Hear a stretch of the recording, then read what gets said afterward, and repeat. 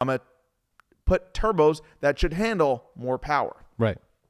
And hopefully with the many years of doing this and learning, I will be able to put it together in a way that from the start to finish, it will just work. Like my F80, I didn't go through 5 turbos. I bought 1 turbo for that car. That was the first single turbo I bought for that car.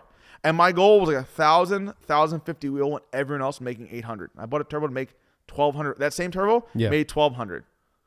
No problem. No rebuild. That turbo kit's on someone else's car right now. That motor, other than my fire situation, that same bottom end is in someone's car right now. A normal guy named Isaac. He drives a train station.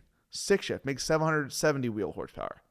So like, I have an idea of what it takes from years of tuning people's cars. I see the good and the bad, and I've learned what's what. I surround myself with smart people, sometimes smarter than me in certain situations. And because of that, I hope that the setup I'm choosing for this car works.